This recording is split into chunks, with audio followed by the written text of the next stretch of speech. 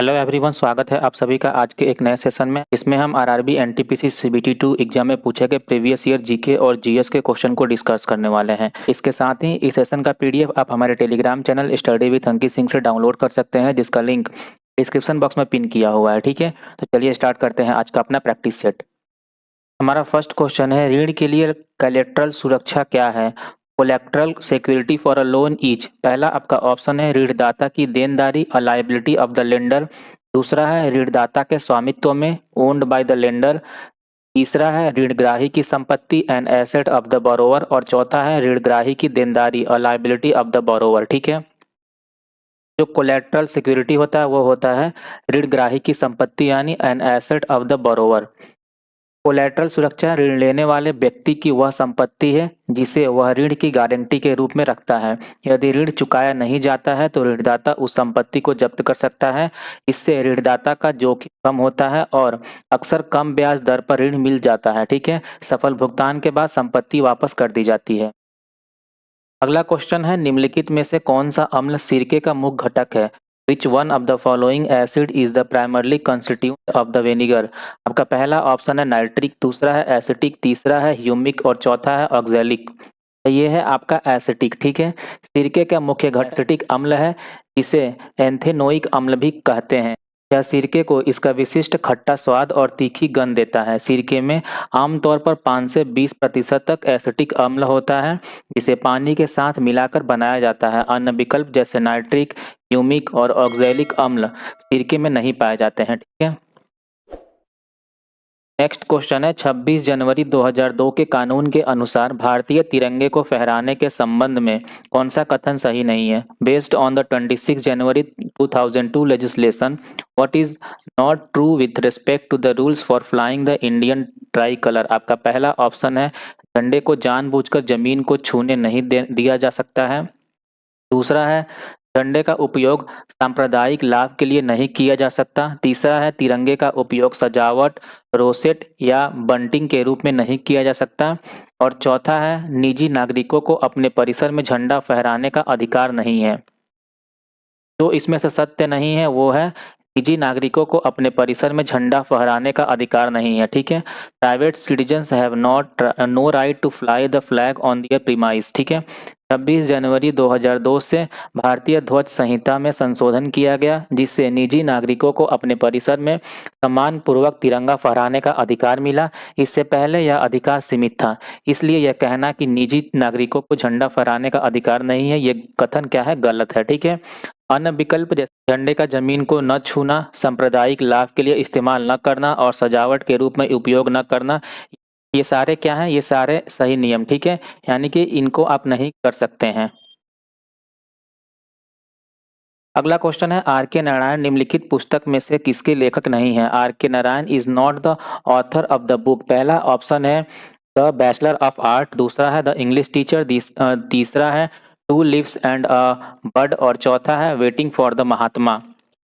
तो जो इनकी पुस्तक है इसके लेखक नहीं है वो है two lives and a bird. ठीक है, two lives and a bird के लेखक आर के नारायण नहीं बल्कि मुल्क राज आनंद हैं।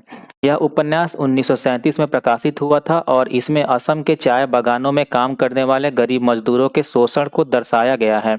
आर के नारायण, जो अपनी काल्पनिक शहर मालगुडी के लिए जाने जाते हैं, ने अन्य विकल्पों में उल्लेखित पुस्तकों को लिखा है। ठीक है, जैसे कि the bachelor of art, the English teacher और वेटिंग फॉर द महात्मा।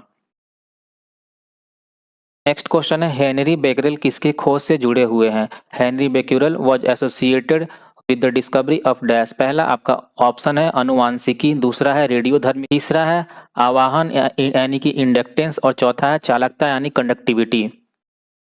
तो ये खोज करता है रेडियो एक्टिविटी के। ठीक है, यानी कि रेडियो धर्मिता का।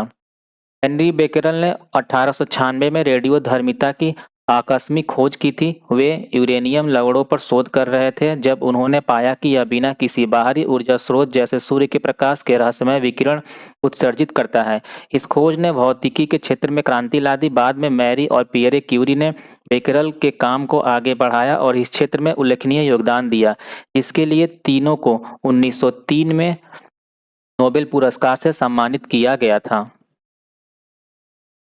अगला क्वेश्चन है, 1940 के दशक में कुछ महान वैज्ञानिक इकट्ठे हुए थे ताकि यह समझ सके कि यूरेनियम को कैसे शुद्ध किया जाए और परमाणु बम बनाया जाए। उनके इस कार्य को क्या कहा जाता है? Some of the greatest scientist gathered in the 1940s to figure out how to refine uranium and build an atomic bomb. What was their work called? इसके लिए आपका पहला ऑप्शन है मैनहट्टन प्रोजेक्ट, दूसरा है एटॉमिक हेरिटेज, तीसरा है Pearl Harbor project और चौथा है लॉस आलामोस प्रोजेक्ट। ठीक है, ये है आपका संबंधित मैनहट्टन प्रोजेक्ट। ठीक है, द्वितीय विश्व युद्ध के दौरान परमाणु बम बनाने के लिए अमेरिका, ब्रिटेन और कनाडा द्वारा चलाए गए गुप्त शोध और विकास कार्यक्रम को मैनहट्टन प्रोजेक्ट कहा जाता है। इस परियोजना में कुछ महान वैज्ञानिक शामिल थे जिन्होंने यूरेनियम को शुद्ध करने और परमाणु हथियार बनाने पर काम किया। यह एक अभूतपूर्व प्रयास था जिसका नेतृत्व अमेरिकी सेना ने किया था और इसके परिणाम स्वरूप 1945 में दुनिया के पहले परमाणु हथियारों का निर्माण हुआ। अगला क्वेश्चन है, निम्नलिखित में से कौन सा एक नेविगेशन उपग्रह है? Which one of the following is an navigation satellite? पहला आपका ऑप्शन है GSLV, दूसरा है PSLV, तीसरा है IRNSS और चौथा है SLV-3। ये है आपका IRNSS। ठीक है, IRNSS जिसका परिचालन नाम नाविक है, भारत का अपना क्षेत्रीय नेविगेशन उपग्रह प्रणाली है। यह भारत और उसकी सीमाओं से 1500 किलोमीटर तक के क्षेत्र में सटीक स्थिति और समय की जानकारी प्रदान करता है, जबकि GSLV और PSLV रॉकेट प्रक्षेपण यान हैं जिनका उपयोग उपग्रहों को अंतरिक्ष में ले जाने के लिए किया जाता है। ठीक है, और जो आपका SLV-3 है एक पुराना प्रक्षेपण यान है। इस प्रकार आपका जो IRNSS ही एकमात्र क्या है, नेविगेशन उपग्रह है। ठीक है, तो आपका करेक्ट जवाब हो जाएगा IRNSS। अगला क्वेश्चन है, निम्नलिखित में से कौन भारत का राष्ट्रीय जलीय जीव है? Which one of the following is the national aquatic animal of India? आपका पहला ऑप्शन है गंगा शार्क, दूसरा है भारतीय स्टार कछुआ, तीसरा है गंगा नदी डॉल्फिन और चौथा है गोल्डन महसीर। ठीक है, तो ये है आपका गंगा नदी डॉल्फिन यानी गंगेज रिवर डॉल्फिन। गंगा नदी डॉल्फिन भारत का राष्ट्रीय जलीय जीव है जिसे 2009 में यह दर्जा दिया गया था।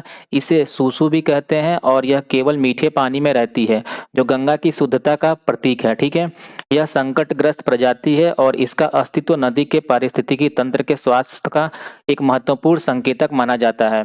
इसे संरक्षित करने के लिए सरकार ने विभिन्न प्रयास किए हैं।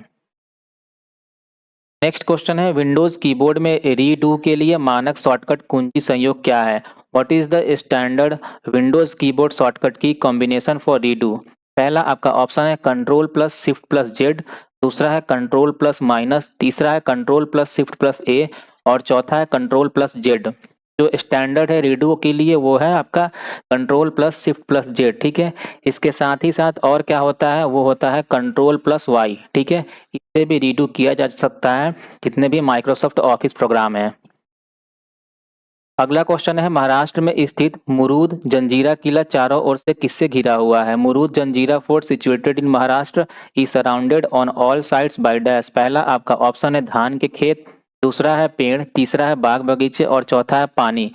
ये चारों तरफ घिरा हुआ है आपका पानी से। महाराष्ट्र में स्थित मुरूद जंजीरा किला चारों ओर से पानी से घिरा हुआ है।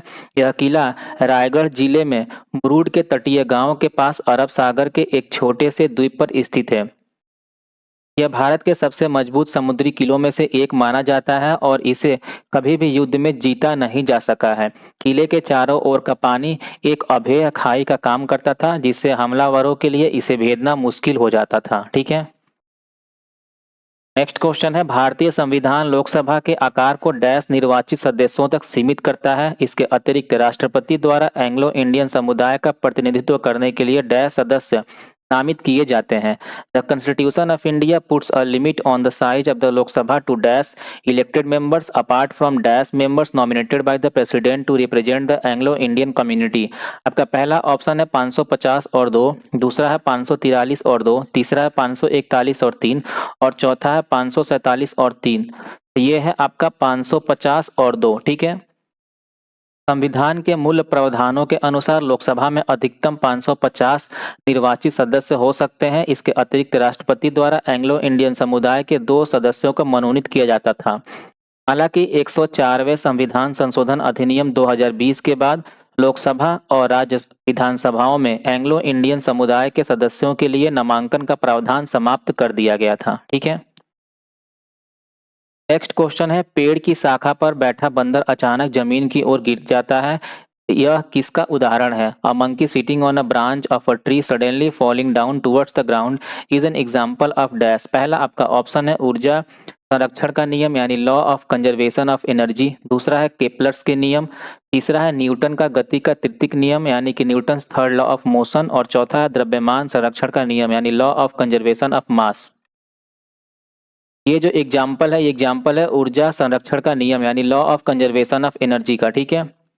जब एक बंदर पेड़ की शाखा से जमीन की ओर गिरता है तो यह ऊर्जा संरक्षण के नियम का उदाहरण है। इस नियम के अनुसार ऊर्जा को न तो बनाया जा सकता है और न ही नष्ट किया जा सकता है, बल्कि यह केवल एक रूप से दूसरे रूप में परिवर्तित होता है। जब बंदर पेड़ पर बैठा होता तो उसमें अधिकतम आपका स्थिज ऊर्जा यानी गुरुत्वाकर्षण के कारण होती है, ठीक है।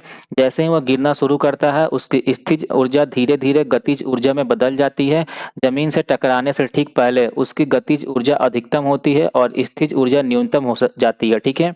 इस पूरी प्रक्रिया में बंदर की कुल यांत्रिक ऊर्जा यानी स्थिज और गतिज ऊर्जा का योग संरक्षित रहती है, ठीक है। नेक्स्ट क्वेश्चन है, टेलेक्स का पूर्ण रूप क्या है? आपका पहला ऑप्शन है टेलीग्राम एक्सप्रेस, दूसरा है टेली प्रिंटर एक्सचेंज, तीसरा है टेली कम्युनिकेशन एक्सचेंज और चौथा है टेलीफोन एक्सचेंज। तो टेलेक्स का जो पूर्ण रूप है ये है आपका टेली प्रिंटर एक्सचेंज, ठीक है। टेलेक्स का पूर्ण रूप टेली प्रिंटर एक्सचेंज है। यह एक ऐतिहासिक दूरसंचार प्रणाली थी जो टेलीफोन नेटवर्क की तरह ही टेली प्रिंटर मशीनों का एक ग्राहक से ग्राहक नेटवर्क था, ठीक है। इसका उपयोग इलेक्ट्रॉनिक रूप से लिखित संदेश भेजने के लिए किया जाता था और यह फैक्स मशीनों और ईमेल के आने से पहले संचार का एक महत्वपूर्ण साधन हुआ करता था, ठीक है। नेक्स्ट क्वेश्चन है, मानव विकास सूचकांक पर यूएनडीपी की रिपोर्ट देशों की तुलना इनमें से किस आधार पर नहीं करती है? UNDP's report on human development index does not compare countries on the basis of dash. पहला आपका ऑप्शन है ज्ञान यानी नॉलेज, दूसरा है कॉर्पोरेट गवर्नेंस, तीसरा है लंबा और स्वस्थ जीवन यानी लॉन्ग एंड हेल्दी लाइफ, और चौथा है जीवन स्तर यानी स्टैंडर्ड ऑफ लिविंग। ये नहीं इंक्लूड होता है कॉर्पोरेट गवर्नेंस, ठीक है। मानव विकास सूचकांक यानी एचडीआई देशों की तुलना स्वास्थ्य यानी जीवन प्रत्याशा, ज्ञान यानी शिक्षा का स्तर और जीवन स्तर यानी प्रति व्यक्ति सकल राष्ट्रीय आय के आधार पर करता है। यह रिपोर्ट कॉर्पोरेट गवर्नेंस जैसे पहलुओं पर ध्यान केंद्रित नहीं करती है जो किसी कंपनी के प्रशासन से संबंधित है। एचडीआई का उद्देश्य केवल आर्थिक विकास के बजाय मानव कल्याण को मापना है, जिसमें इन तीनों आयामों का समग्र आकलन किया जाता है। अगला क्वेश्चन है, नागालैंड में हर वर्ष दिसंबर के पहले सप्ताह में इनमें से कौन सा उत्सव मनाया जाता है? Which of the following is celebrated every year in the first week of December in Nagaland? पहला आपका ऑप्शन है बनेश्वर मेला, दूसरा है हॉर्नबिल महोत्सव, तीसरा है होइग्यो बिसु जनजातीय उत्सव और चौथा है भगोरिया उत्सव। ये है आपका हॉर्नबिल महोत्सव, ठीक है। नागालैंड में हर वर्ष दिसंबर के पहले सप्ताह में हॉर्नबिल महोत्सव मनाया जाता है। इसे त्योहारों का त्योहार भी कहते हैं क्योंकि यह नागालैंड की सभी जनजातियों की समृद्ध सांस्कृतिक विरासत, कला, संगीत और पारंपरिक नृत्यों का भव्य प्रदर्शन है। यह उत्सव नागालैंड की राजधानी कोहिमा के पास किसामा हेरिटेज विलेज में आयोजित होता है, ठीक है। नेक्स्ट क्वेश्चन है, विश्व शेर दिवस हर साल किस तारीख को मनाया जाता है? On what date is the World Lion Day celebrated every year? आपका पहला ऑप्शन है 10 सितंबर, दूसरा है 10 अगस्त, तीसरा है 10 जुलाई और चौथा है 10 जून। तो ये हर वर्ष आपका मनाया जाता है 10 अगस्त को। विश्व शेर दिवस हर साल 10 अगस्त को मनाया जाता है। इसका मुख्य उद्देश्य दुनिया भर के शेरों के संरक्षण और उसके सामने आने वाले खतरों के बारे में जागरूकता बढ़ाना है। यह दिन शेरों के महत्व को उजागर करता है जिनकी संख्या लगातार कम हो रही है, खासकर उनके प्राकृतिक आवासों के नुकसान के कारण, ठीक है।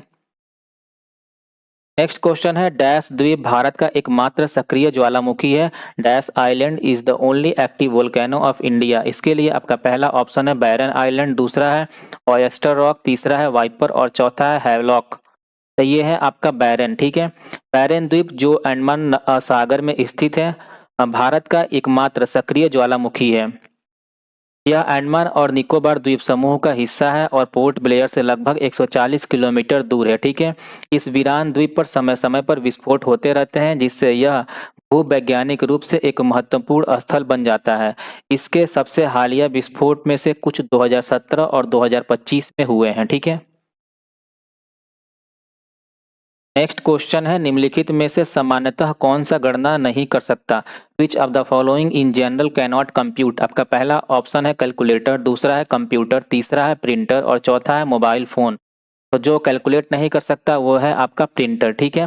प्रिंटर आमतौर पर गणना नहीं कर सकता। इसका मुख्य कार्य कंप्यूटर या अन्य इलेक्ट्रॉनिक उपकरण से प्राप्त डिजिटल डेटा की हार्ड कॉपी प्रिंट करना होता है, ठीक है। नेक्स्ट है, निम्नलिखित में से कौन अरावली पर्वत श्रृंखला की सबसे ऊंची चोटी है? Which one of the following is the highest peak of the Aravalli mountain? आपका पहला ऑप्शन है अचलगढ़, दूसरा है जरगा, तीसरा है गुरु शिखर और चौथा है शेर। तो ये है आपका गुरु शिखर, ठीक है। सबसे ऊंची चोटी क्या है? वो है गुरु शिखर अरावली पर्वत श्रृंखला की। और इसकी ऊंचाई और स्थान क्या है? यह राजस्थान के माउंट आबू में स्थित है और इसकी ऊंचाई 1722 मीटर है, ठीक है, यानी कि 5650 फीट।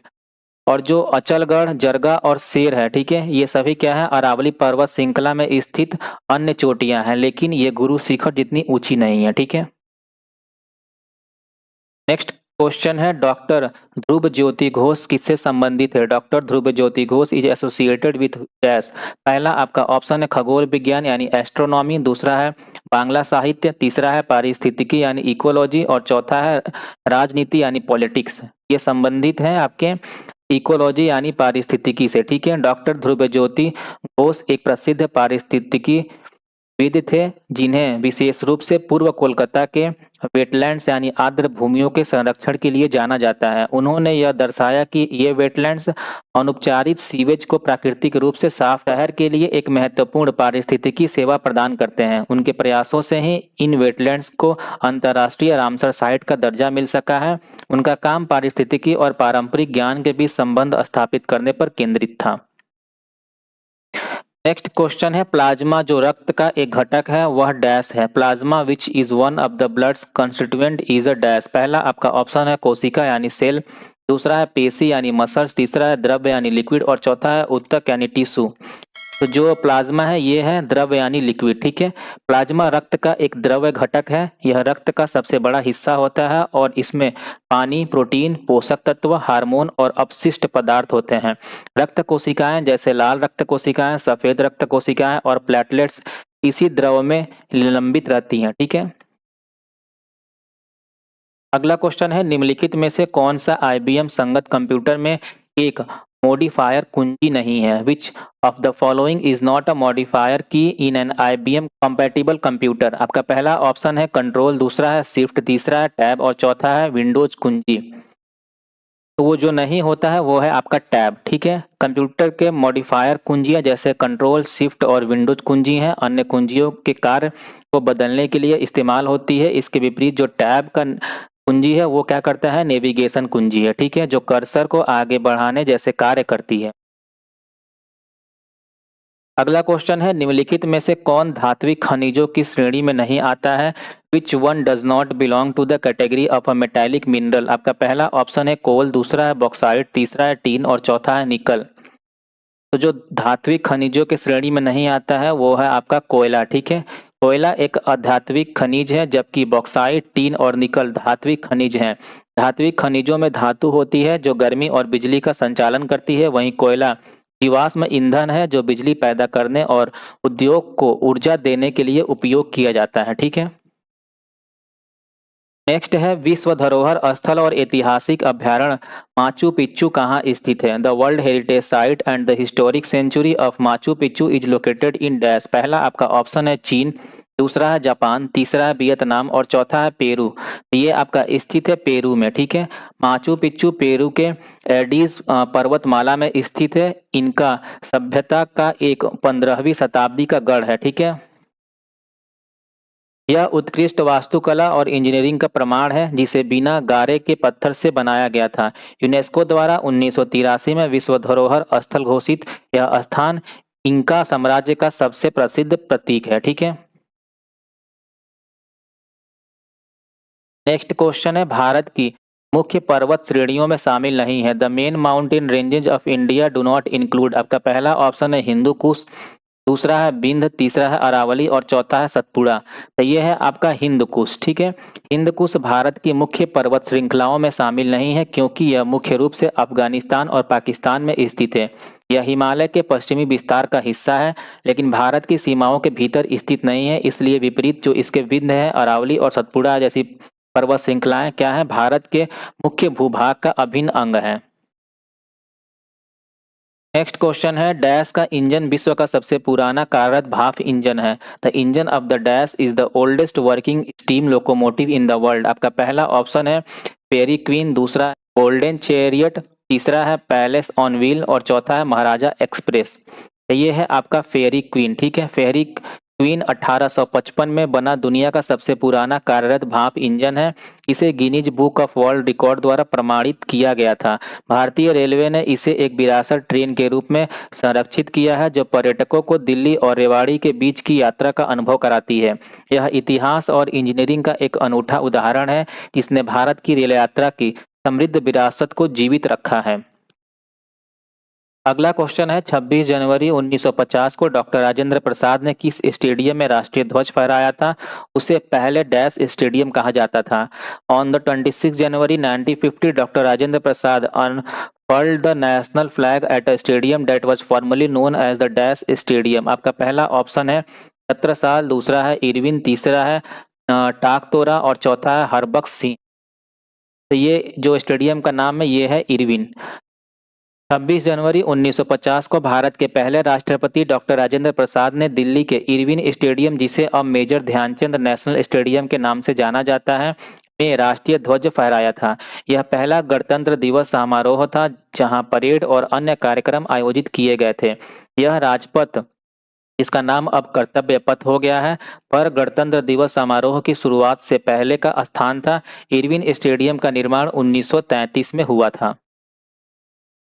नेक्स्ट है, गजट ऑफ इंडिया का अधिकृत प्रकाशक और संरक्षक कौन है? Who is the authorised publisher and custodian of the gadget of India? आपका पहला ऑप्शन है कंट्रोलर ऑफ पब्लिकेशन, दूसरा है चीफ कंट्रोलर ऑफ प्रिंटिंग, तीसरा है secretary ministry of home affairs और चौथा है सेक्रेटरी डिपार्टमेंट ऑफ पब्लिकेशन। तो ये है आपका जो संरक्षक है, कंट्रोलर ऑफ पब्लिकेशन। ठीक है, बजट ऑफ इंडिया का अधिकृत प्रकाशक और संरक्षक कंट्रोलर ऑफ पब्लिकेशन है। यह भारत सरकार का एक कानूनी दस्तावेज है। इसे आवास और शहरी मामलों के मंत्रालय के तहत प्रकाशन विभाग द्वारा साप्ताहिक रूप से प्रकाशित किया जाता है। कंट्रोलर ऑफ पब्लिकेशन सरकारी प्रकाशनों के भंडार, बिक्री और वितरण की जिम्मेदारी भी निभाता है। अगला क्वेश्चन है, डैश इसरो का एक विरासत प्रक्षेपक यानी लिगेसी लॉन्चर बन गया है। Dash has become a legacy launcher of ISRO. आपका पहला ऑप्शन है ASLV, दूसरा है GSLV, तीसरा है साउंडिंग रॉकेट्स और चौथा है PSLV। तो ये है आपका ASLV। ठीक है, भारतीय अंतरिक्ष अनुसंधान संगठन यानी इसरो का संवर्धित उपग्रह प्रक्षेपण यान ASLV का एक विरासत प्रक्षेपक बन गया है। यह 1980 और 1990 के दशक में विकसित एक प्रायोगिक प्रक्षेपण यान था, जिसका उद्देश्य छोटे उपग्रहों को निचली पृथ्वी कक्षा में स्थापित करना था। ASLV कार्यक्रम ने इसरो को भविष्य के प्रक्षेपण यान जैसे PSLV और GSLV के लिए महत्वपूर्ण प्रौद्योगिकियां विकसित करने में मदद की। इसके बाद इसे सेवानिवृत्त कर दिया गया। ठीक है, नेक्स्ट है, निम्नलिखित में से कौन सा वंश दक्षिण भारत से संबंधित नहीं था? Which one of the following dynasty did not belong to South India? पहला आपका ऑप्शन है पांड्य, दूसरा है पाल, तीसरा है सातवाहन और चौथा है पल्लव। ये है आपका पाल वंश। पाल वंश दक्षिण भारत से संबंधित नहीं था, बल्कि इसने 8वीं और 12वीं शताब्दी तक बंगाल और बिहार जैसे पूर्वी भारतीय क्षेत्रों पर शासन किया। इसके विपरीत पांड्य, सातवाहन और पल्लव सभी दक्षिण भारत के प्रमुख राज्यवंश थे। ठीक है, पांड्य ने तमिलनाडु के सुदूर दक्षिणी छोर पर शासन किया, सातवाहन ने दक्कन क्षेत्र में शासन किया और पल्लव ने तमिलनाडु और आंध्र प्रदेश के कुछ हिस्सों को नियंत्रित किया। ठीक है, अगला क्वेश्चन है, भारत के संविधान के संदर्भ में असंगत कथन पहचाने। Find the odd statement with reference to the Constitution of India. आपका पहला स्टेटमेंट है यह राष्ट्र की नियमावली है, it is the rule book of the nation. दूसरा है यह कानून के शासन को संहिताबद्ध करता है, इट कोडिफाइज रूल ऑफ लॉ। और तीसरा है यह मौलिक राजनीतिक मूल्यों को प्रतिबिंबित करता है, it reflects fundamental political values. और चौथा है यह एक कानूनी दस्तावेज नहीं है, it is not a legal document. तो जो स्टेटमेंट आपका गलत है वो है यह एक कानूनी दस्तावेज नहीं है, it is not a legal document, ठीक है। भारतीय संविधान एक विस्तृत और सर्वोच्च कानूनी दस्तावेज है जो शासन के नियमों और नागरिकों के अधिकारों को निर्धारित करता है, ठीक है। नेक्स्ट क्वेश्चन है राइनोस्कोप एक उपकरण है जो डैश की जांच के लिए प्रयोग किया जाता है। Rhinoscope is an instrument for examine the dash. पहला आपका ऑप्शन है ब्रेन यानी मस्तिष्क, दूसरा है आंख, तीसरा है नाक और चौथा है कान। तो ये आपका एग्जामिन करता है नाक, ठीक है। राइनोस्कोप एक उपकरण है जो नाक की जांच के लिए प्रयोग किया जाता है। यह एक पतली नली जैसी मशीन होती है जिसमें देखने के लिए एक प्रकाश और एक लेंस लगा होता है। इसका उपयोग नाक के अंदरूनी हिस्से जैसे कि नसल कैविटी और नेसोफेरिंगियल क्षेत्र की जांच के लिए किया जाता है, ठीक है। अगला क्वेश्चन है भारतीय वन्यजीव संस्था कहाँ स्थित है। Wild life institute of India is located at dash. पहला आपका ऑप्शन है नागपुर, दूसरा है गंगटोक, तीसरा है देहरादून और चौथा है ईटानगर। ये आपका स्थित है देहरादून में, ठीक है। भारतीय वन्यजीव संस्था देहरादून में स्थित है। यह एक स्वायत्त संस्था है जिसे 1982 में भारत सरकार के पर्यावरण, वन और जलवायु परिवर्तन मंत्रालय के तहत स्थापित किया गया था। अगला क्वेश्चन है भारत की लोकतांत्रिक प्रणाली में मतदान अधिकारों के संबंध में कौन सा कथन सत्य नहीं है। What is not true regarding the voting rights under the democratic system in India. पहला आपका ऑप्शन है 18 वर्ष से अधिक आयु का कोई भी नागरिक वोट दे सकता है। दूसरा है जिन्हें मानसिक रूप से अस्वस्थ माना गया है वो भी वोट दे सकते हैं। तीसरा है केवल वही लोग वोट दे सकते हैं जिनका नाम मतदाता सूची में है। और चौथा है इसमें कोई लैंगिक भेदभाव नहीं है, ठीक है। जो कथन सत्य नहीं है वो है जिन्हें मानसिक रूप से अस्वस्थ माना गया है वो भी वोट दे सकते हैं, ठीक है। भारत में मानसिक रूप से अस्वस्थ व्यक्ति वोट नहीं दे सकता है जो एक अदालत द्वारा प्रमाणित है, ठीक है। यह मतदान अधिकारों से संबंधित एक गलत धारणा है। मतदान के लिए नागरिक को 18 वर्ष से अधिक आयु का होना चाहिए और उसका नाम मतदाता सूची में होना चाहिए। जाति या लिंग के आधार पर कोई भेदभाव नहीं होता है। किसी भी अन्य अपराध के कारण भी मतदान का अधिकार छीन लिया जा सकता है, ठीक है। अगला क्वेश्चन है भारत में कपास की फसल मुख्य रूप से किस मिट्टी में उगाई जाती है। In India cotton crop is mainly grown in dash. पहला आपका ऑप्शन है जलोढ़ मिट्टी यानी अलुवियल सॉइल, दूसरा है लाल मिट्टी यानी रेड सॉइल, तीसरा है काली मिट्टी यानी ब्लैक सॉइल और चौथा है बलुई मिट्टी यानी सैंडी सॉइल। तो ये है आपका काली मिट्टी, ठीक है। भारत में कपास की फसल मुख्य रूप से काली मिट्टी जिसे रेगुर मिट्टी भी कहते हैं में उगाई जाती है। इस मिट्टी की नमी बनाए रखने की उच्च क्षमता कपास की खेती के लिए सबसे उपयुक्त है। यह दक्कन के पठार के क्षेत्र जैसे महाराष्ट्र, गुजरात और मध्य प्रदेश के कुछ हिस्सों में पाई जाती है। काली मिट्टी पोषक तत्वों से भरपूर होती है और इसकी बनावट कपास की फसल के लिए आदर्श मानी जाती है। नेक्स्ट है एक साधारण चुंबक डैश को आकर्षित नहीं करता। An ordinary magnet does not attract dash. पहला आपका ऑप्शन है लोहा, दूसरा है निकल, तीसरा है कांस यानी ब्रॉन्ज और चौथा है स्टील। ये अट्रैक्ट नहीं करता है कांसा यानी ब्रॉन्ज को, ठीक है। एक साधारण चुंबक कांसे को आकर्षित नहीं करता है क्योंकि यह लौह चुंबकीय पदार्थ नहीं है। चुंबक केवल लौह चुंबकीय पदार्थों को आकर्षित करता है जैसे कि लोहा, निकल और कोबाल्ट, ठीक है। कांसा, तांबे और टीन जैसे धातुओं का मिश्रित धातु होता है और ये धातुएं लौह चुंबकी नहीं होती हैं। नेक्स्ट क्वेश्चन है जॉर्ज लेमैत्री किससे संबंधित हैं, ठीक है। आपका पहला ऑप्शन है बिग बैंग सिद्धांत, दूसरा है विद्युत धारा, तीसरा है डीऑक्सी राइबो न्यूक्लिक एसिड और चौथा है सौर मंडल से, ठीक है। तो ये संबंधित है आपके बिग बैंग थ्योरी से, ठीक है। जॉर्ज लेमेत्रे का संबंध बिग बैंग सिद्धांत से है। वह एक बेल्जियम के खगोलशास्त्रीय और कैथोलिक पादरी थे जिन्होंने 1927 में यह सिद्धांत दिया कि ब्रह्मांड का विस्तार हो रहा है। उन्होंने बताया कि ब्रह्मांड एक छोटे अत्यंत सघन बिंदु से एक बड़े विस्फोट के साथ शुरू हुआ जिसे उन्होंने आदिम परमाणु कहा था। उनके इस विचार के बाद में एडविन हबल के अवलोकन के साथ मिलकर आधुनिक बिग बैंग सिद्धांत का आधार बनाया गया था, ठीक है। अगला क्वेश्चन है लिनक्स किसका उदाहरण है। Linux is an example of. पहला आपका ऑप्शन है असेंबली लैंग्वेज, दूसरा है एप्लीकेशन सॉफ्टवेयर, तीसरा है प्रोग्रामिंग लैंग्वेज और चौथा है ऑपरेटिंग सिस्टम। तो लिनक्स जो एग्जाम्पल है वो है ऑपरेटिंग सिस्टम यानी ओएस का एग्जाम्पल, ठीक है। लिनक्स एक परिचालन तंत्र यानी ऑपरेटिंग सिस्टम का उदाहरण है। यह एक सिस्टम सॉफ्टवेयर है जो कंप्यूटर के हार्डवेयर और अन्य सॉफ्टवेयर को प्रबंधित करता है। नेक्स्ट है भारत में राष्ट्रीय रेल संग्रहालय कहाँ स्थित है? Where is the National Rail Museum located in India? आपका पहला ऑप्शन है नई दिल्ली, दूसरा है शिमला, तीसरा है दार्जिलिंग और चौथा है कोलकाता। तो ये आपका स्थित है नई दिल्ली में। भारत में राष्ट्रीय रेल संग्रहालय नई दिल्ली में स्थित है। यह चाणक्यपुरी में है और भारतीय रेल की 160 वर्षों से अधिक की विरासत को प्रदर्शित करता है। ठीक है। अगला क्वेश्चन है डिजिटल इंडिया कार्यक्रम के तहत निम्नलिखित में से कौन सा एक प्रमुख दृष्टि क्षेत्र नहीं है? Which one of the following is not a key mission area under the digital India programme? आपका पहला ऑप्शन है डिजिटल जागरूकता पर वित्त चित्र यानी डॉक्यूमेंट्रीज ऑन डिजिटल अवेयरनेस। दूसरा है मांग पर शासन और सेवाएं यानी governance and services on demand. तीसरा है नागरिकों का डिजिटल सशक्तिकरण यानी कि डिजिटल एम्पावरमेंट ऑफ सिटीजन्स। और चौथा है प्रत्येक नागरिक के लिए एक मुख्य उपयोगिता के रूप में डिजिटल अवसंरचना यानी digital infrastructure as a core utility to every citizen. ठीक है। तो जो प्रमुख दृष्टि क्षेत्र नहीं है इस मिशन का वो है डिजिटल जागरूकता पर वित्त चित्र यानी डॉक्यूमेंट्रीज ऑन डिजिटल अवेयरनेस। ठीक है। डिजिटल इंडिया का लक्ष्य भारत को डिजिटल रूप से सशक्त समाज बनाना है। इसके मुख्य दृष्टि क्षेत्र हैं हर नागरिक के लिए डिजिटल इंफ्रास्ट्रक्चर, मांग पर शासन और सेवाएं और नागरिकों को डिजिटल सशक्तिकरण। ठीक है।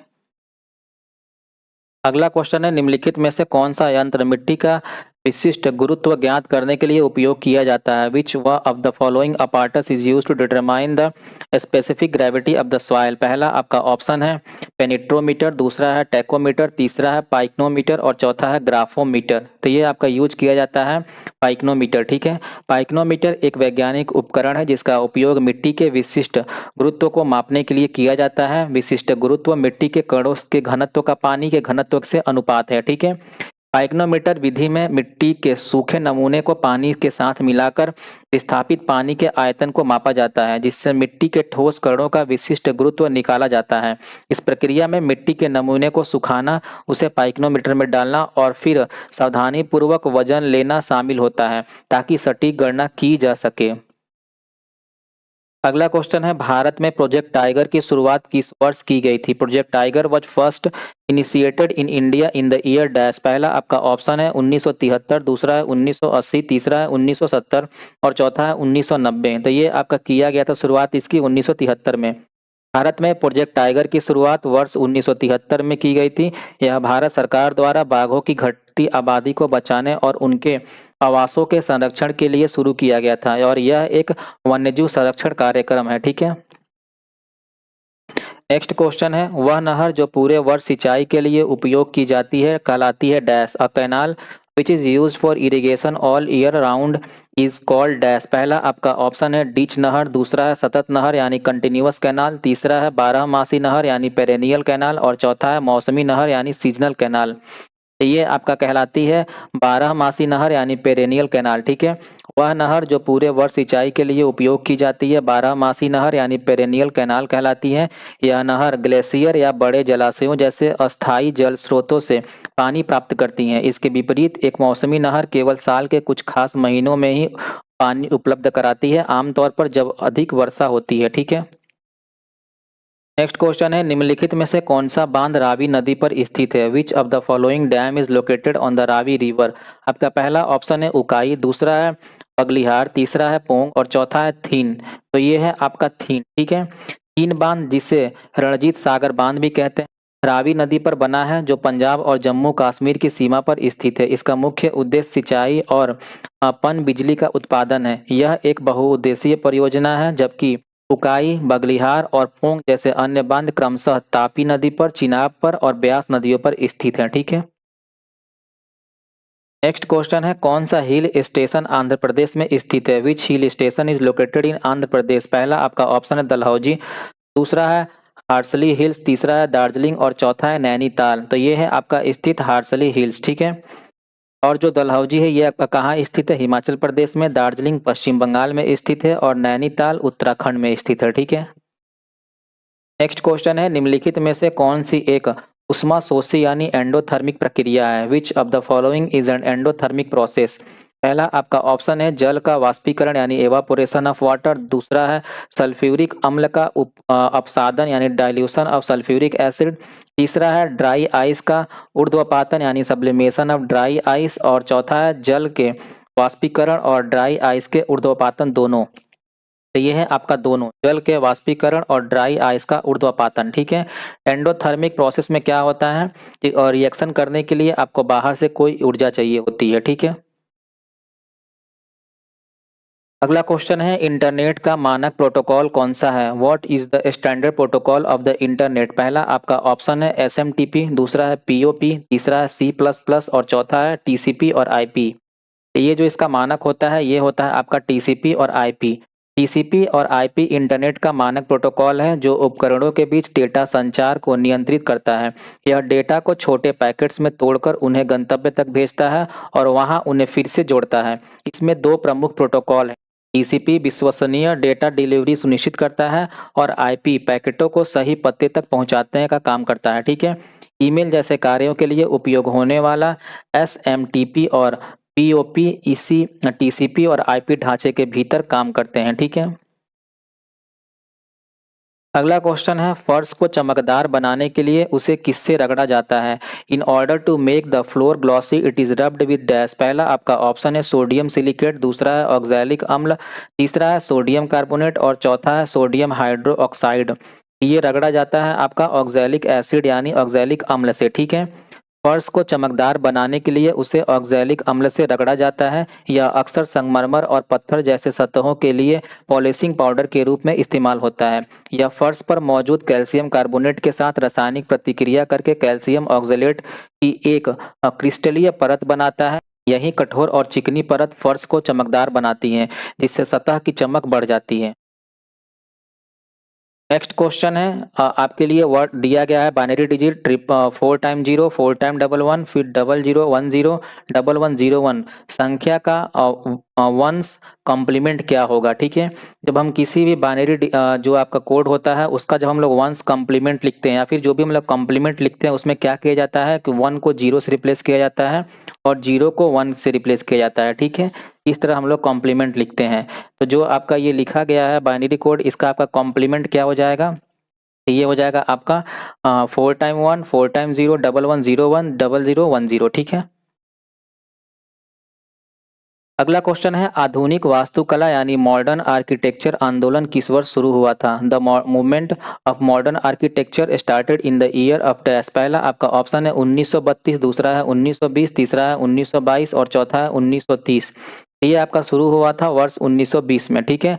आधुनिक वास्तुकला आंदोलन 1920 के दशक में शुरू हुआ, हालांकि इसकी नींव 19वीं सदी के अंत में पड़ गई थी। इस दशक में बाउल हाउस स्कूल जैसे संस्थाओं और अंतर्राष्ट्रीय शैली के उदय के साथ इसने एक प्रमुख आंदोलन का रूप ले लिया। पारंपरिक वास्तुकला से अलग होकर इसमें स्टील और कंक्रीट जैसी नई सामग्री का उपयोग किया गया और न्यूनतम सजावट के साथ कार्यक्षमता पर जोर दिया गया। इस आंदोलन से आधुनिक डिजाइन और निर्माण तकनीकों को बढ़ावा दिया। The Home Rule Leagues set up in 1915 to 1916 worked as auxiliary unit of the dash.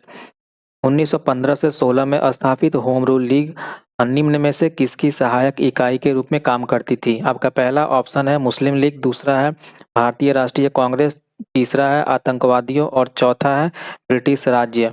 ये काम करता था भारतीय राष्ट्रीय कांग्रेस के इकाई के रूप में। 1915-16 में बाल गंगाधर तिलक और एनी बेसेंट द्वारा स्थापित होम रूल लीगों ने भारतीय राष्ट्रीय कांग्रेस के लिए सहायक इकाइयों के रूप में कार्य किया। इन लीगों का उद्देश्य स्वशासन यानी होम रूल को लोकप्रिय बनाना और शासन के भीतर भारतीयों के लिए अधिक राजनीतिक प्रतिनिधित्व की मांग करना था। उन्होंने कांग्रेस की निष्क्रियता के दौर में राष्ट्रव्यापी आंदोलन को पुनर्जीवित करने में मदद की और इसके गर्म दल और नरम दल के गुटों को एक साथ लाने का काम किया, ठीक है, जिससे यह एक अधिक प्रभावी संगठन बन गया। अगला क्वेश्चन है which of the following Vedas contain treatment of disease. निम्न में से किस वेद में बीमारियों का उपचार दिया गया है? आपका पहला ऑप्शन है यजुर्वेद, दूसरा है ऋग्वेद, तीसरा है सामवेद और चौथा है अथर्ववेद। ये आपका दिया गया है अथर्ववेद में, ठीक है। अथर्ववेद में बीमारियों के उपचार का वर्णन किया गया है। इसे चिकित्सा के लिए एक विश्वकोश माना जाता है और इसमें बुरी आत्माओं और रोगों को दूर करने के लिए मंत्र, जादू टोना और उपचार शामिल है। यह अथर्ववेद की मुख्य विशेषताएं हैं। यह जादुई मंत्रों और उपचारों का संग्रह है। इसमें चिकित्सा, स्वास्थ्य और लोक परंपराओं से संबंधित विषय शामिल हैं। आयुर्वेद भारत की प्राचीन चिकित्सा प्रणाली को अथर्ववेद का वेद माना जाता है, ठीक है। नेक्स्ट क्वेश्चन है Indian railways network connect about dash stations.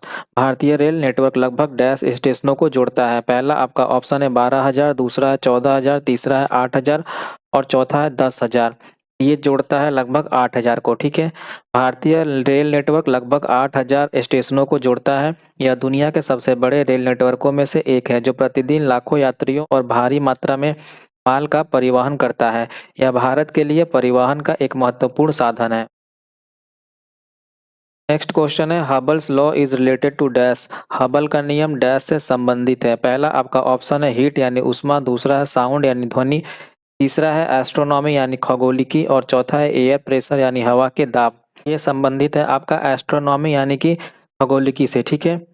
Hubble का नियम खगोलिकी से संबंधित है क्योंकि यह ब्रह्मांड के विस्तार का वर्णन करता है। यह बताता है कि पृथ्वी से दूर स्थित आकाशगंगाएं जितनी दूर होती हैं उतनी ही तेजी से हमसे दूर जा रही हैं, ठीक है। और ब्रह्मांडीय विस्तार का यह बताता है कि यह नियम आकाशगंगा के लाल विचलन यानी रेड शिफ्ट को उनकी दूरी से जोड़ता है। लाल विचलन एक ऐसा प्रभाव है जिसके कारण दूर की आकाशगंगाओं से आने वाला प्रकाश लंबी तरंगदैर्घ्य की ओर विस्थापित हो जाता है, जो कि यह दर्शाता है कि वे हमसे दूर जा रही हैं, ठीक है। नेक्स्ट क्वेश्चन है the river island Majuli which became India's first and only island district is located in dash. नदी द्वीप माजुली जो भारत का पहला और एकमात्र द्वीप जिला है डैश में स्थित है, ठीक है। आपका पहला ऑप्शन है कर्नाटक, दूसरा है जम्मू कश्मीर, तीसरा है हिमाचल प्रदेश और चौथा है असम। ये आपका स्थित है असम राज्य में। असम में ब्रह्मपुत्र नदी के बीच स्थित माजुली दुनिया का सबसे बड़ा नदी द्वीप और भारत का पहला द्वीप जिला है। यह अपनी समृद्ध नौ वैष्णव संस्कृति, प्राकृतिक सुंदरता और पारंपरिक कलाओं जैसे मुखौटा बनाना के लिए प्रसिद्ध है, ठीक है। अगला क्वेश्चन है डैश क्लिकिंग और mouse select the entire paragraph by default while working with text document in MS word. MS word के टेक्स्ट डॉक्यूमेंट में काम करते समय माउस को डैश क्लिक करने पर यह डिफॉल्ट रूप से पूरे प्रोग्राम का चयन करता है। आपका पहला ऑप्शन है ऑल्ट प्लस शिफ्ट, दूसरा है ट्रिपल, तीसरा है डबल क्लिक और चौथा है सिंगल क्लिक। तो ये है आपका ट्रिपल क्लिक, ठीक है। एमएस वर्ड में किसी भी पैराग्राफ को चुनने के लिए माउस पर ट्रिपल क्लिक करने पर वह डिफ़ॉल्ट रूप से पूरे पैराग्राफ का चयन करता है। बात करें सिंगल क्लिक के बारे में तो यह कर्सर को उस स्थान पर ले जाता है जहां आपने क्लिक किया है, ठीक है। और डबल क्लिक क्या करता है, यह उस शब्द का चयन करता है जिस पर आपने क्लिक किया है। और ट्रिपल क्लिक यह उस पैराग्राफ का चयन करता है जिस पर आपने क्लिक किया है, ठीक है। अगला क्वेश्चन है which of the following international football star belongs to Brazil. निम्न में से कौन सा प्रसिद्ध अंतर्राष्ट्रीय फुटबॉल खिलाड़ी ब्राजील का है। आपका पहला ऑप्शन है नेमार, दूसरा है ग्रेबियल बातिस्तुता, तीसरा है मार्कोस रोजो और चौथा है लियोन मेसी। ये है ब्राजील से संबंधित नेमार, ठीक है। और बाकी जितने ये तीन है ये किससे संबंधित है, अर्जेंटीना से, ठीक है। नेक्स्ट क्वेश्चन है WWF स्टैंड फॉर। WWF का पूरा नाम क्या है। पहला आपका ऑप्शन है वेब वर्ल्ड फेडरेशन, दूसरा है वर्ल्ड वाइल्ड लाइफ फेडरेशन, तीसरा है वर्ल्ड वाइल्ड लाइफ फंड और चौथा है वर्ल्ड वेब फेडरेशन। तो WWF का पूर्ण रूप है वर्ल्ड वाइल्ड लाइफ फंड, ठीक है। WWF का मतलब वर्ल्ड वाइल्ड लाइफ फंड है। यह एक अंतर्राष्ट्रीय संगठन है जिसकी स्थापना वर्ष 1961 में वन्यजीवों और उनके आवासों के संरक्षण के उद्देश्य से की गई थी। यह दुनिया के सबसे बड़े संरक्षण संगठनों में से एक है जो पर्यावरण संबंधी समस्याओं जैसे जलवायु परिवर्तन और प्रदूषण को रोकने के लिए काम करता है। इसका उद्देश्य एक ऐसा भविष्य बनाना है जहां इंसान और प्रकृति एक दूसरे के साथ सामंजस्य में रह सकें। नेक्स्ट क्वेश्चन है Ponzi scheme refers to dash scam, ठीक है। पोंजी स्कीम डैश घोटाला को दर्शाता है। पहला आपका ऑप्शन है कोल एलोकेशन यानी कोयला आवंटन, दूसरा है इन्वेस्टमेंट यानी निवेश, तीसरा है फोल्डर यानी चारा और चौथा है फूड ग्रेन यानी खाद्यान्न, ठीक है। तो ये आपका संबंधित है इन्वेस्टमेंट यानी निवेश से। पूंजी स्कीम एक निवेश घोटाला है इसमें पहले के निवेशकों को बाद के निवेशकों के पैसे से भुगतान किया जाता है। यह एक धोखाधड़ी वाली योजना है जिसे जारी रखने के लिए लगातार नए निवेशकों की आवश्यकता होती है। जब नए निवेशक नहीं मिलते तो यह योजना विफल हो जाती है जिससे अधिकांश निवेशकों को नुकसान होता है। इसका नाम चार्ल्स पूंजी के नाम पर रखा गया है जिन्होंने 1920 के दशक में इस तरह का घोटाला किया था। नेक्स्ट क्वेश्चन है absolute zero refers to dash. परम शून्य डैश ताप को दर्शाता है। पहला आपका ऑप्शन है -273 डिग्री सेल्सियस, दूसरा है -295 डिग्री सेल्सियस, तीसरा है -300 डिग्री सेल्सियस और चौथा है -255 डिग्री सेल्सियस। ठीक है, तो ये है आपका -273 डिग्री सेल्सियस, यानी शून्य से 273 डिग्री सेल्सियस कम। परम शून्य न्यूनतम संभव तापमान है जहाँ किसी पदार्थ के कणों की गति न्यूनतम हो जाती है। यह तापमान के केल्विन पैमाने पर 0 केल्विन के बराबर होता है, जो सेल्सियस में -273.15 डिग्री सेल्सियस है। इस तापमान पर किसी भी प्रणाली से और अधिक ऊष्मा ऊर्जा को हटाना असंभव है और ऊष्मागतिकी के तीसरे नियम के अनुसार इसे कभी भी पूरी तरह से प्राप्त नहीं किया जा सकता है। अगला क्वेश्चन है which one of the following island does not belong to Lakshadweep. निम्नलिखित में से कौन सा द्वीप लक्षद्वीप से संबंधित नहीं है। पहला आपका ऑप्शन है मिनिकॉय, दूसरा है कवारती, तीसरा है नील और चौथा है अमीनी। तो ये है आपका नील। ठीक है, नील द्वीप लक्षद्वीप का हिस्सा नहीं है बल्कि यह अंडमान और निकोबार समूह में स्थित है। इसे हाल ही में शहीद द्वीप के रूप में जाना जाता है। ठीक है, जबकि मिनिकॉय, कवारती और अमीनी लक्षद्वीप समूह के भाग हैं। नेक्स्ट क्वेश्चन है dash is not a common bitmap based file type extension. ठीक है, एक सामान्य बिटमैप आधारित फाइल टाइप एक्सटेंशन नहीं है। पहला आपका ऑप्शन है ओडीटी, दूसरा है टाइप, तीसरा है पीएनजी और चौथा है पीसीएक्स। ये है आपका ओडीटी। ओडीटी एक बिटमैप आधारित फाइल टाइप एक्सटेंशन नहीं है बल्कि एक टेक्स्ट डॉक्यूमेंट फाइल फॉर्मेट है। ठीक है, इसका उपयोग ओपन ऑफिस और लिब्रे ऑफिस जैसे वर्ड प्रोसेसर में किया जाता है। इसके विपरीत जो आपका TIFF है और पीएनजी है और पीसीएक्स है। ठीक है, ये सभी क्या है, बिटमैप आधारित फॉर्मेट है जो इमेज डेटा को स्टोर करते हैं। नेक्स्ट क्वेश्चन है the Rowlatt Act was passed in the year dash. Rowlatt Act dash वर्ष में पारित किया गया था। पहला आपका ऑप्शन है वर्ष 1921 में, दूसरा है वर्ष 1917 में, तीसरा है 1919 और चौथा है 1915 में। ये आपका पारित किया गया था वर्ष 1919 में। रॉयलेट एक्ट 1919 में ब्रिटिश सरकार द्वारा पारित किया गया था। इस अधिनियम ने सरकार को किसी भी व्यक्ति को बिना मुकदमे के 2 साल तक हिरासत में रखने का अधिकार दिया। गांधी जी ने इसे काला कानून कहते हुए देशव्यापी सत्याग्रह शुरू किया। इसके विरोध में आयोजित एक सभा के दौरान ही जलियांवाला बाग हत्याकांड हुआ था। ठीक है, नेक्स्ट क्वेश्चन है the minimum age limit prescribed for appointment as governor of a state in India is dash year. Bharat में किसी राज्य के राज्यपाल के रूप में नियुक्ति के लिए निर्धारित न्यूनतम आयु सीमा डैश वर्ष है। पहला आपका है 40, दूसरा है 30, तीसरा है 25 और चौथा है 35।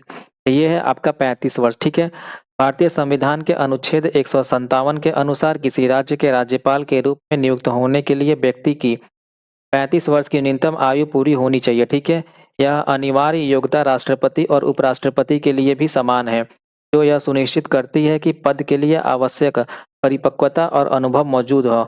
ठीक है,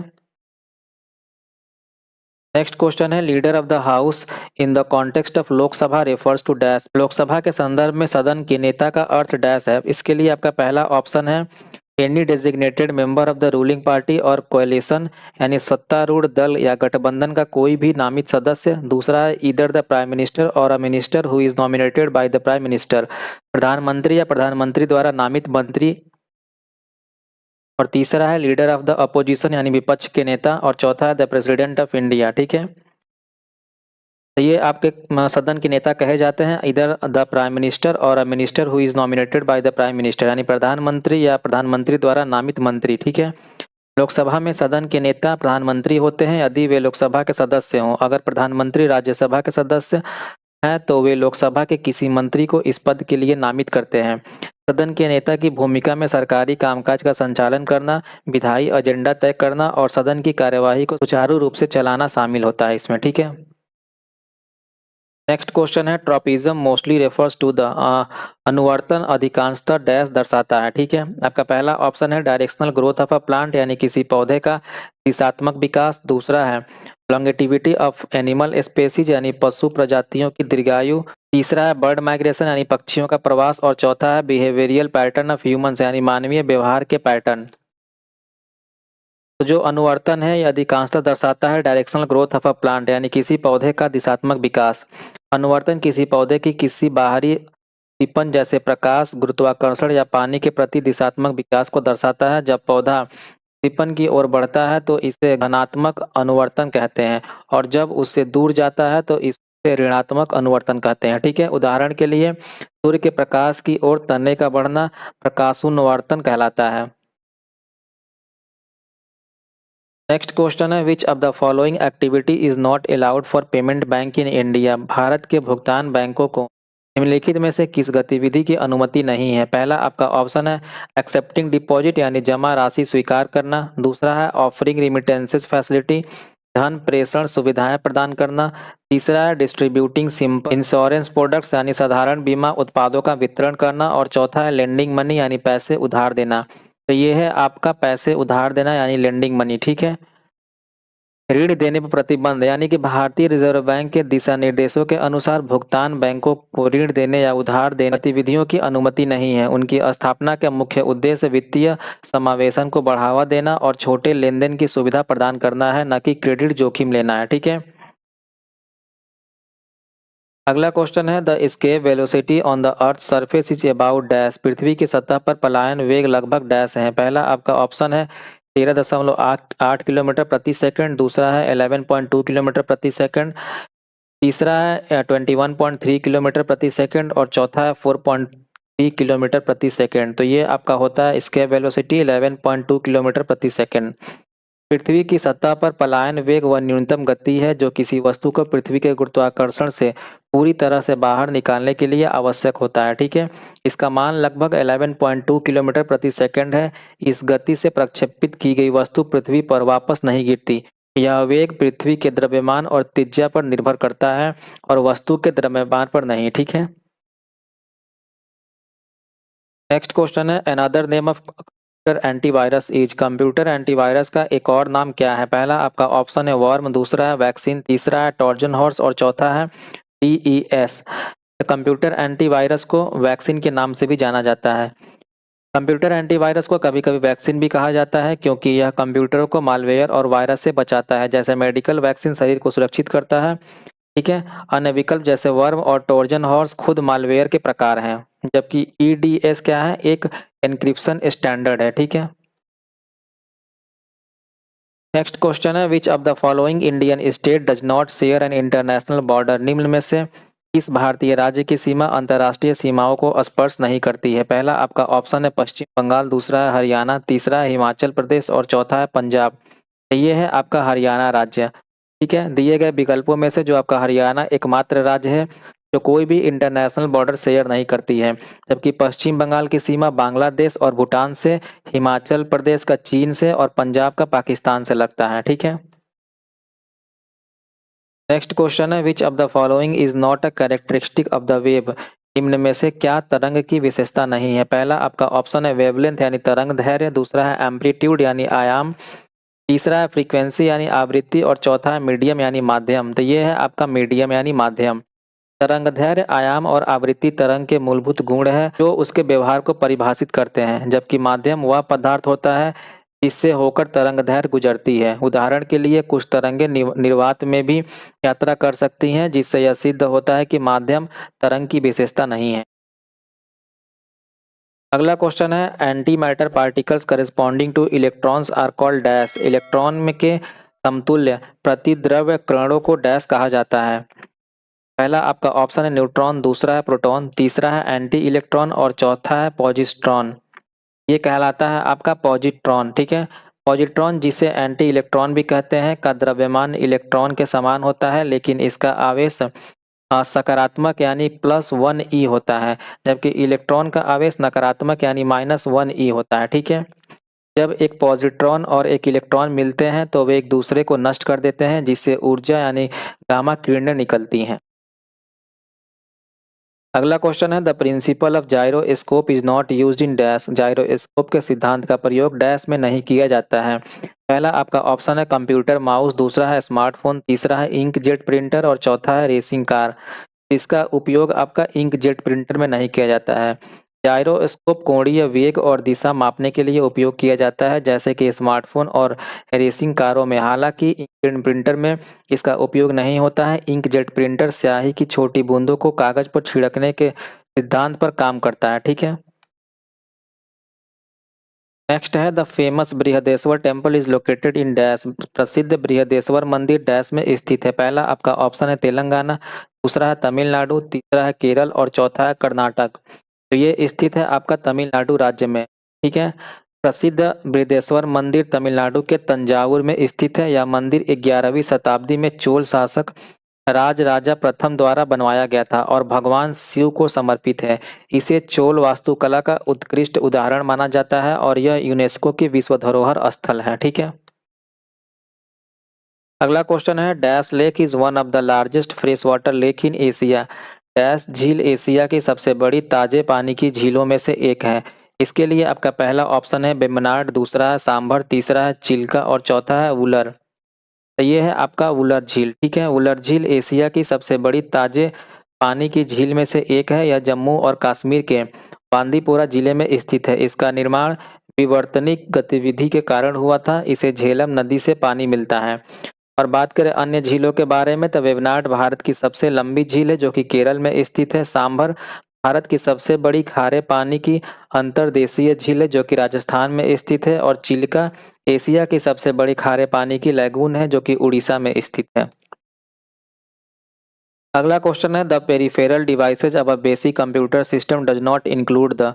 एक बुनियादी कंप्यूटर सिस्टम की पेरिफेरल डिवाइसों में यह शामिल नहीं होता। पहला आपका ऑप्शन है प्रिंटर, दूसरा है कीबोर्ड, तीसरा है मॉनिटर और चौथा है सीपीयू। तो ये है आपका सीपीयू, ठीक है। एक बुनियादी कंप्यूटर सिस्टम में पेरिफेरल डिवाइसों में सीपीयू शामिल नहीं होता है। बात करें पेरिफेरल डिवाइस की तो ये वे सहायक उपकरण होते हैं जो कंप्यूटर से जुड़कर उसकी कार्यक्षमता को बढ़ाते हैं, लेकिन वे कंप्यूटर के मूल भाग नहीं होते हैं, जैसे प्रिंटर, कीबोर्ड, मॉनिटर, माउस आदि। सीपीयू जो कि सेंट्रल प्रोसेसिंग यूनिट कहलाता है, यह कंप्यूटर का मुख्य घटक है जिसे कंप्यूटर का मस्तिष्क भी कहा जाता है। यह सभी प्रोसेसिंग कार्य करता है और किसी भी कंप्यूटर सिस्टम के लिए अनिवार्य होता है, इसलिए इसे पेरिफेरल डिवाइस नहीं माना जाता है। अगला है who was the speaker of the first Lok Sabha. प्रथम लोकसभा अध्यक्ष कौन थे। पहला आपका ऑप्शन है एम एन कौल, दूसरा है जीवी मवलांकर, तीसरा है एम ए अयंगर और चौथा है सरदार हुकम सिंह। तो ये थे आपके जीवी मवलांकर, ठीक है। प्रथम लोकसभा के अध्यक्ष जीवी मवलांकर जिसे जिनका पूरा नाम है गणेश वासुदेव मवलांकर, ठीक है। उन्होंने 15 मई 1952 से 27 फरवरी 1956 तक इस पद पर कार्य किया। उन्हें लोकप्रिय रूप से दादा साहब भी कहा जाता है। उन्होंने भारतीय संसद की संसदीय परंपराओं और प्रतिक्रियाओं को स्थापित करने में महत्वपूर्ण भूमिका निभाई थी। नेक्स्ट है which of the following group of rulers was not called sultans.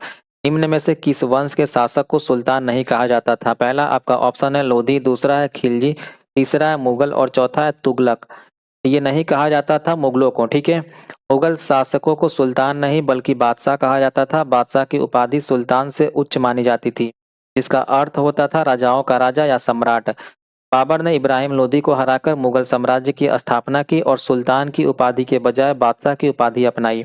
Lodi, Khilji और तुगलक राजवंश दिल्ली सल्तनत का हिस्सा थे, जिसके शासकों को सुल्तान कहा जाता था।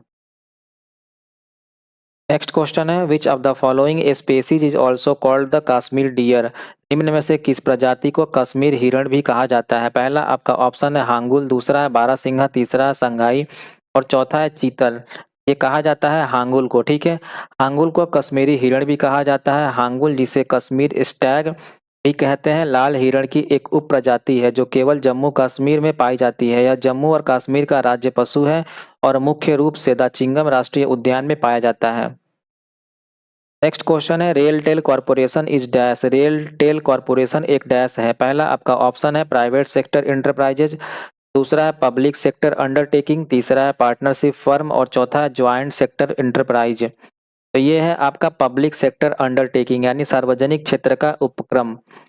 रेलटेल कॉर्पोरेशन भारत सरकार के रेल मंत्रालय के अधीन एक सार्वजनिक क्षेत्र का उपक्रम है।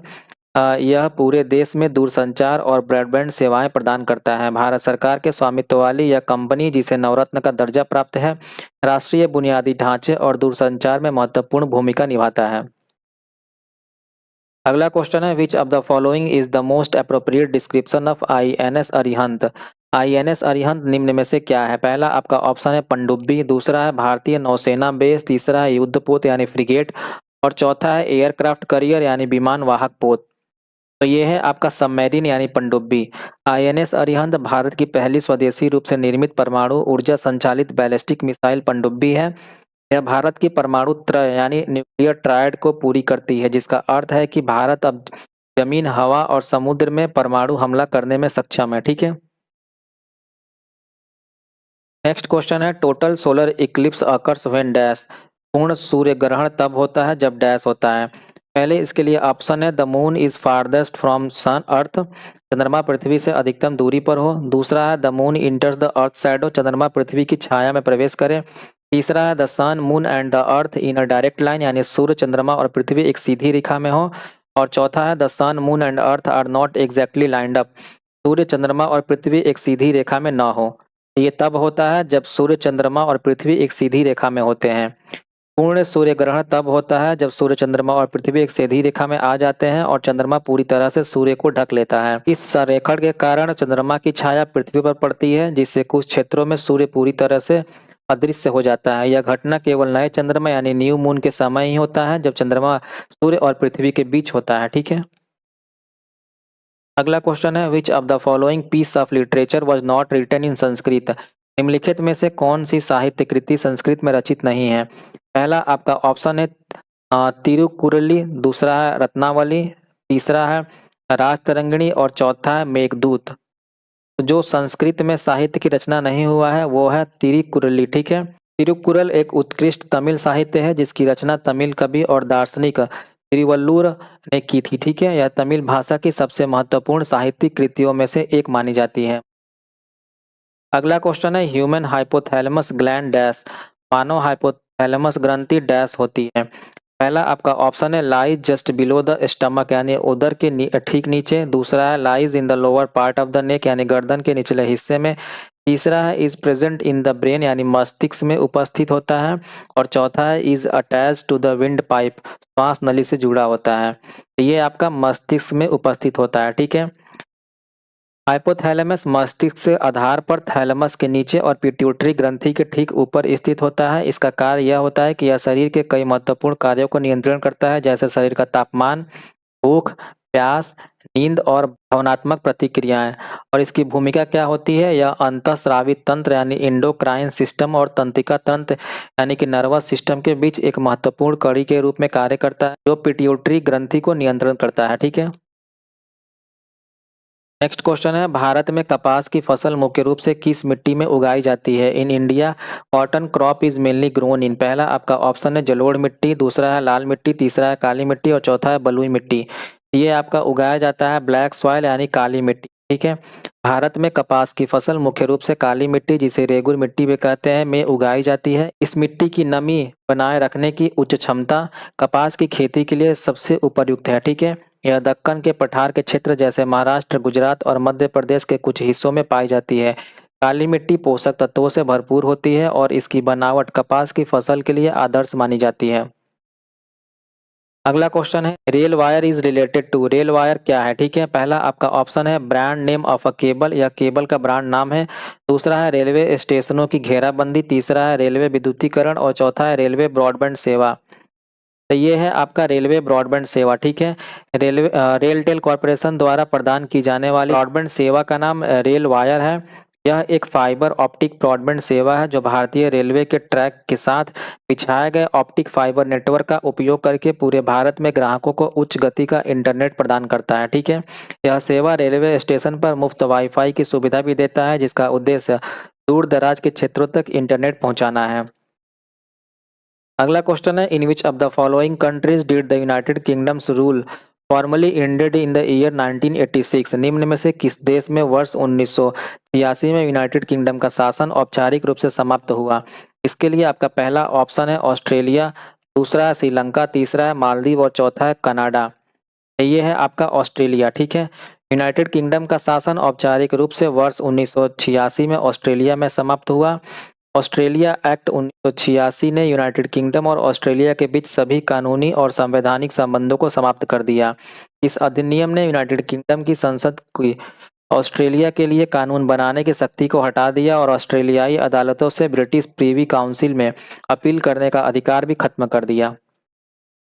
अगला क्वेश्चन है मीना माता disease is caused by, Meena माता रोग किसके कारण होता है, ठीक है।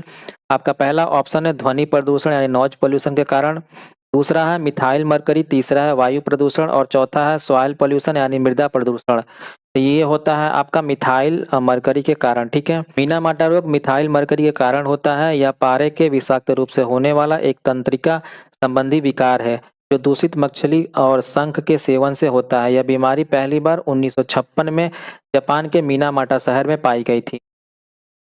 अगला क्वेश्चन है what is bagasse, what it is used for, bagasse क्या है, इसका उपयोग किसके लिए किया जाता है। पहला आपका ऑप्शन है वर्मी कंपोस्ट खाद के रूप में, दूसरा है ईंधन के रूप में प्रयुक्त बायोगैस, तीसरा है तरल अपशिष्ट खाद के रूप में और चौथा है गन्ने का अपशिष्ट कागज बनाने के लिए। जो बगास होता है ये क्या होता है, गन्ने का अपशिष्ट होता है और कागज बनाने के लिए यूज किया जाता है। बगास गन्ने का रस निकालने के बाद बचा हुआ रेशेदार अपशिष्ट है। इसका उपयोग मुख्य रूप से कागज और बायोफ्यूल बनाने में होता है। इसके अलावा इसका उपयोग डिस्पोजल बर्तनों, पशु आहार और निर्माण सामग्री बनाने में भी होता है। यह एक टिकाऊ और नवीकरणीय संसाधन है।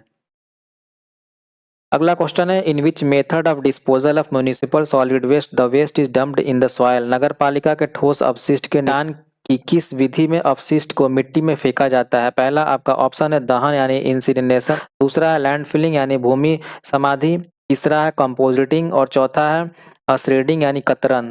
तो ये आपका कहलाता है लैंडफिल्स यानी भूमि समाधि, ठीक है। भूमि समाधि नगरपालिका के ठोस अपशिष्ट के निपटान की एक विधि है जहाँ कचरे को बड़े गड्ढों में दबाया जाता है और मिट्टी से ढका जाता है, ठीक है। आधुनिक लैंडफिल को पर्यावरण प्रदूषण को रोकने के लिए डिजाइन किया जाता है जिसमें भूजल को दूषित होने से बचाने के लिए लाइनर और मीथेन गैस को इकट्ठा करने के लिए प्रणालियाँ होती हैं, ठीक है। इस विधि का उपयोग अक्सर उन कचरे के लिए होता है जिन्हें पुनर्चक्रित या कंपोस्ट नहीं किया जा सकता है।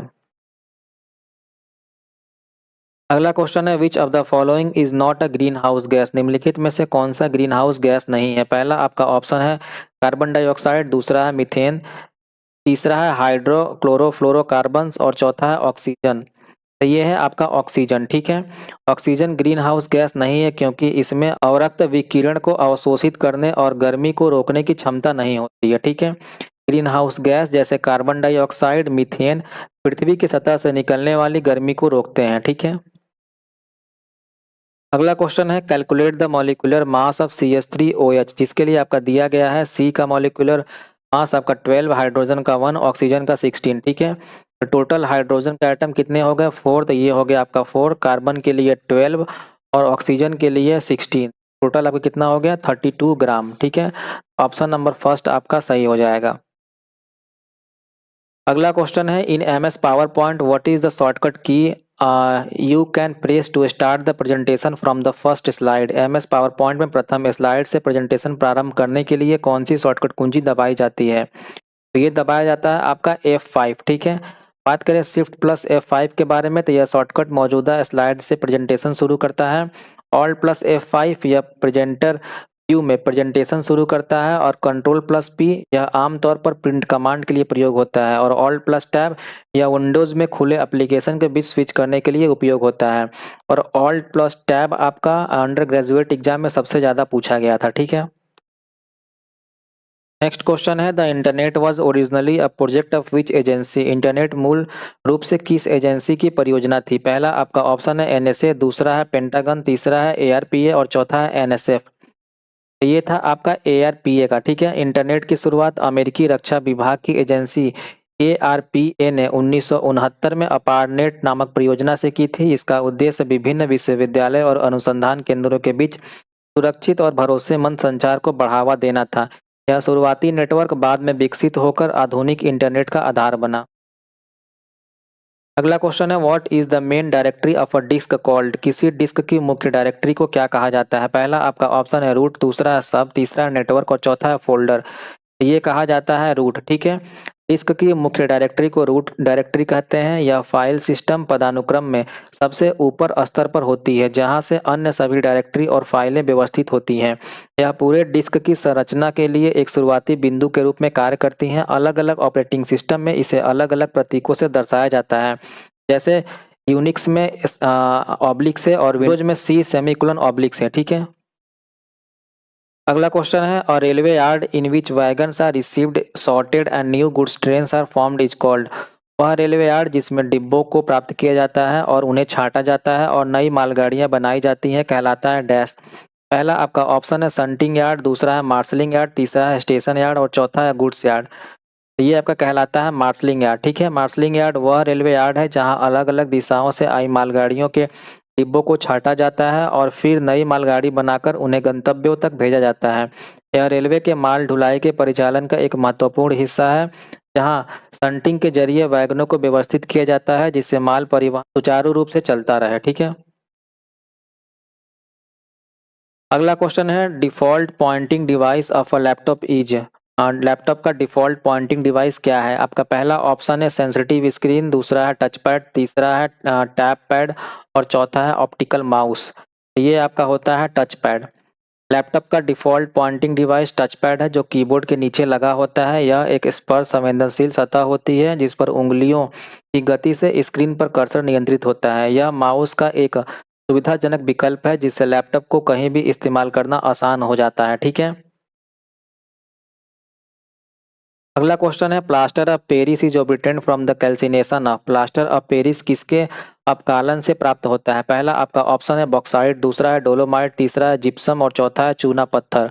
तो ये है आपका सही जवाब जिप्सम। ठीक है, जिप्सम के अपकालन यानी कैल्सिनेशन से प्राप्त होता है।